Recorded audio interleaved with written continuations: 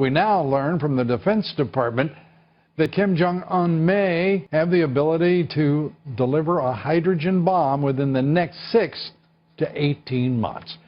And it's obvious that they have the potential right now to be able to reach not only the Pacific region, but obviously reach even the United States. That's a direct threat to the national security of the United States. Hydrogen bombs or thermonuclear weapons are also known as fusion bombs because they require a fusion reaction between hydrogen isotopes.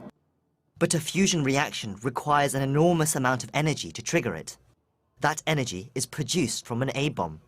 So in essence, an H-bomb requires an A-bomb inside it to set it off.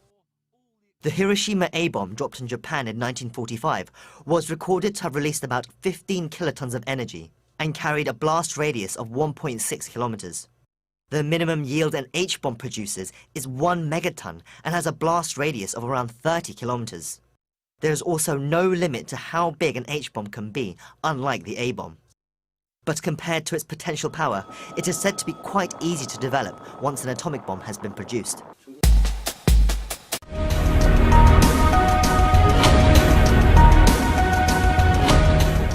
Here to assess the North Korean provocations and the appropriate U.S. response, joining us tonight, retired four-star General Jack Keane, Fox News military analyst. General, great to have you here.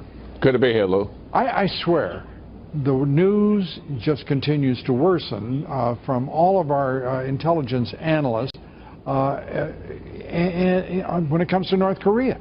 Now suddenly they have the ability to develop a hydrogen bomb within 6 to 18 months. First of all, that's a huge spread of time, but as early as 6 months, that's indeed troubling.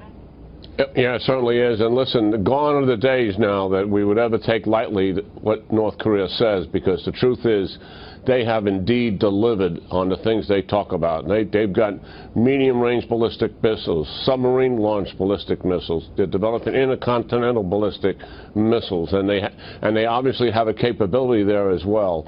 So if they say they're about to build a hydrogen bomb, our intelligence services picked that up. Certainly that's likely the case, and so our viewers understand.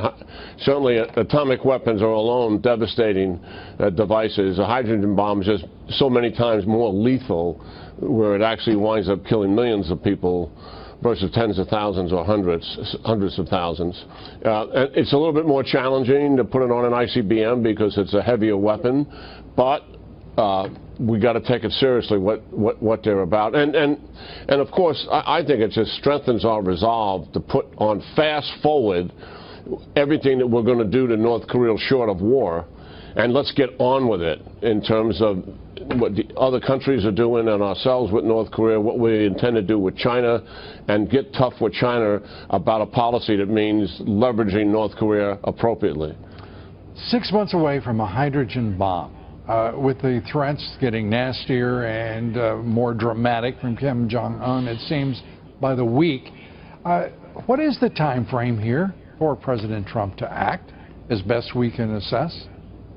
Well, I think we're kind of out of time, you know, in terms of realistically probably 6 months to a year. And who wants to bet on that scenario? So I'm serious. We got to put this thing on fast forward. And let's stop talking about it and let's start acting.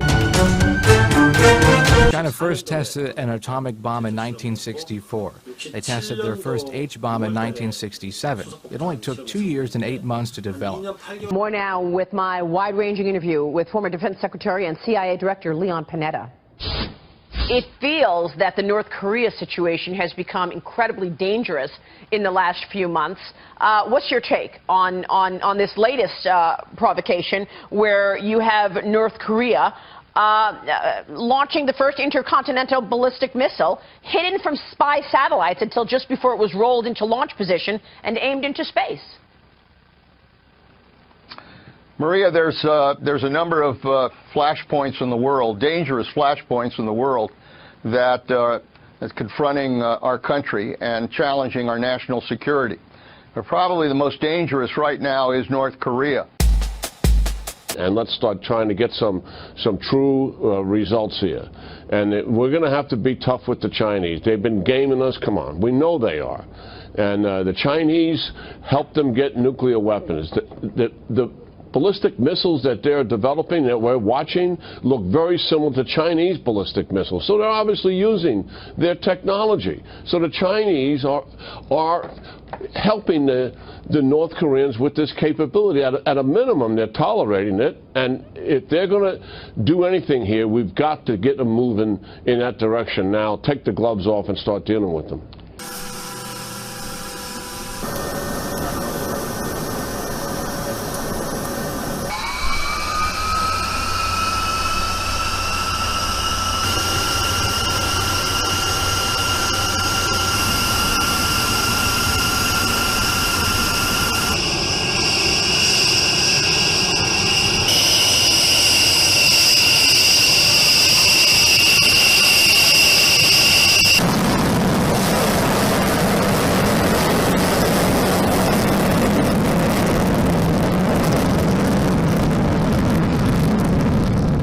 Well, I think that there's no doubt that we could annihilate North Korea militarily. There's no doubt about that. The real dilemma in what defense policy is referred to is asymmetric retaliation. Essentially, they would be able to get a punch off, and with short-range missiles that can be hidden in hidden areas on pre-fueled and track launchers, there's a chance that they could land one missile, and we just don't want to see any loss of life at all. Seoul is one of the most densely populated cities in the entire world in South Korea, millions of people. But if we have a chart up on the wall as well that shows the amount of North Korean ground forces, almost 1 million, 950,000. I don't know the exact number of U.S. troops on the peninsula, but it's only tens of thousands. Some have described our defenses there. If North Korea really wanted to press the offensive as a speed bump, only a delay mechanism for their forces, a ground war is even more dangerous than people think. Absolutely, and the work that we've done, Pete, with veterans, I mean, we've obviously seen the real sides of war. This is global chess with consequences. We don't want to see that, so there's going to be several steps. But I think in the meantime, defense experts, we think we could probably shoot down some of these. We're working in that direction, but trying to get some pressure, and hopefully some of our regional allies, especially China, can try to push this guy back. He's more than just a guy with a really bad haircut. He's dangerous, so we need to do something about it. And what you're saying is if we preemptively act, take out some of their nuclear facilities or other intercontinental ballistic systems, we better get it all right, because all they need is one to respond in a way that's meaningful to us. Absolutely correct. And I know we're trying to get advanced missile defense systems into South Korea, working in that direction. The top security officials of South Korea, the United States, and Japan held their first three-way video conference call on deterring further threats from the Kim Jong-un regime. During the 70-minute-long meeting that began at 9 p.m. Thursday Korea time, Seoul's National Security Office Chief Chung Eui-yong and his American and Japanese counterparts H.R. McMaster and Shotaro Yachi agreed that Pyongyang's ICBM launch posed a grave threat to peace and the stability of the Korean Peninsula, Northeast Asia, and the wider international community. North Korea fired off 2 ICBMs in July alone, and the top security advisors reached an understanding that they won't sit back and watch them continue. The three parties agreed to maximize pressure on North Korea, including through UN Security Council resolutions, to prevent future provocations. North Korea has criticized South Korea's efforts to try and denuclearize the regime.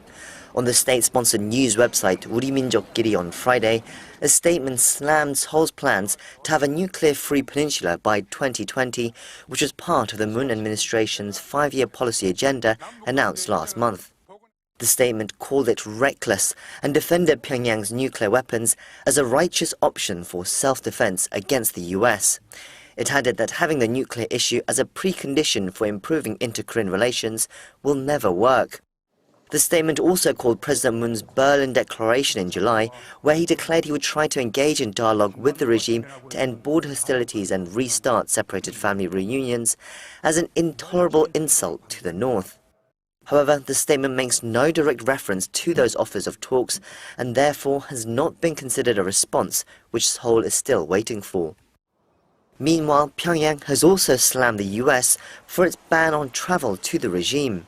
In a statement released by the state-run Korea Central News Agency, Pyongyang has called the move a dirty scheme to prevent US citizens from seeing North Korea as it is, and that it shows that Washington views the regime as an enemy.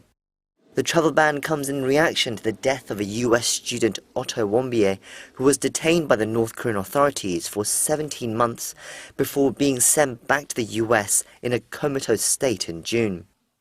The circumstances of his detainment and subsequent injuries still remain unclear.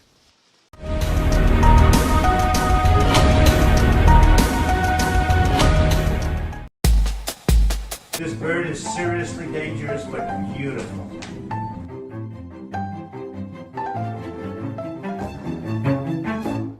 Thank you for watching Right Wing. Your support really does mean the world to me. I hope you have an amazing rest of the day, and I will see you tomorrow.